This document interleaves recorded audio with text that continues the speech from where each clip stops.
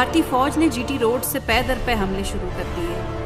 سرحد پر ہندوستانی نقل و حرکت کا مشاہدہ سب سے پہلے پاک فضائیہ کے موبائل آبزرور یونٹ نے کیا اور commander in chief air marshal Nur Khan نے صدر ایوب خان کو بھارت کی طرف سے جنگ کی اس کارروائی کی اطلاع دی۔ بھارتی فوج ایک ہی دن میں لاہور پر قبضہ کرنے کا منصوبہ بنا چکی تھی، حتیٰ کہ بھارتی اخبارات سے کہا گیا کہ وہ 6 ستمبر کی شام کو اہم اعلان کا انتظار کریں، لیکن بھارتی ناپاک عزائم کو پاک فضائیہ کے شاہینوں نے خاک میں ملا دیا۔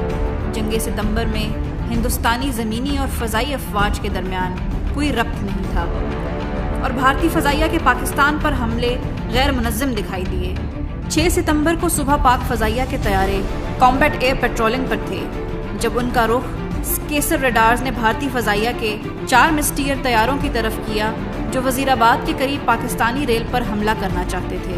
طیارے میں خرابی کی وجہ سے فلائٹ لیفٹیننٹ امجد کو سرگودھا واپس آنے کی ہدایت دی گئی، جبکہ فلائٹ لیفٹیننٹ آفتاب عالم نے اکیلے ہی 4 بھارتی طیاروں کا مقابلہ کیا۔ آواز کی رفتار سے تیز پرواز کرتے ہوئے فلائٹ لیفٹیننٹ آفتاب نے بھارتی طیاروں کو مار بھگایا۔ فلائٹ لیفٹیننٹ آفتاب تاریخ کے پہلے پائلٹ ہیں جنہوں نے سپر سونک طیارے سے دشمن کے طیارے کو شوٹ ڈاؤن کیا۔ دریں اثنا چھم سیکٹر میں پاک فوج کو کلوز ایئر سپورٹ فراہم کرنے کے لیے اسکواڈرن لیڈر سجاد حیدر کی قیادت میں 19 اسکواڈرن کے 6 سیبر طیارے پشاور سے روانہ ہوئے۔ ٹینکوں میں لاہور کی طرف بڑھنے والی بھارتی فوج کو روکنے کے لیے اس فارمیشن کو لاہور کی طرف موڑ دیا گیا۔ سجاد نے اپنے 2 ونگ مین کو ٹاپ کور فراہم کرنے کا حکم دیا اور خود بھارتی ٹینکوں پر 4 جہازوں کی فارمیشن میں فضائی حملے کی قیادت کی۔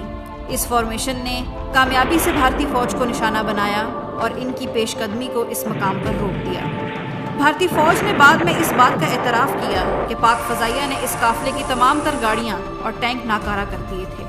پاک فضائیہ کے اس حملے نے سرحد کے ساتھ ہندوستانی فوج کی لائنوں کو درہم برہم کر ڈالا اور پاکستانی فوج کو مضبوط پوزیشن قائم کرنے میں مدد دی۔ جنگ ستمبر کے دوران وطن کی فضائی سرحدوں کی حفاظت کے لیے دن رات پاک فضائیہ کے ہوا بازوں نے پروازیں جاری رکھیں۔ اس کے علاوہ بہترین جنگی حکمت عملی کے تحت ایئر مارشل نور خان کی کمان میں پاک فضائیہ نے ایک ہی دن میں بھارتی فضائیہ کے بیشتر ہوائی اڈوں پر حملہ کر کے ان کو ناکارہ بنا دیا۔ ان حملوں میں پشاور، سرگودھا اور ماڑی پور کے ہوائی اڈوں سے پاک فضائیہ کے شاہینوں نے بھرپور حصہ لیا۔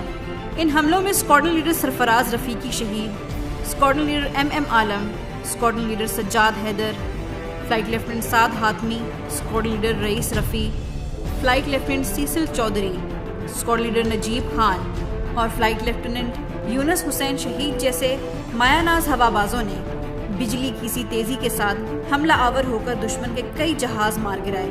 اسکواڈرن لیڈر ایم عالم اور اسکواڈرن لیڈر سجاد حیدر آدم پور اور پٹھان کوٹ کے ہوائی اڈوں پر دشمن کے کئی جہاز تباہ کر کے کامیاب لوٹے، تو دوسری طرف اسکواڈرن لیڈر سرفراز رفیقی اور فلائٹ لیفٹیننٹ یونس حسین نے پلواڑہ کے مقام پر دشمن کے لاتعداد طیاروں کا جمع مردی سے مقابلہ کرتے ہوئے جام شہادت نوش کیا۔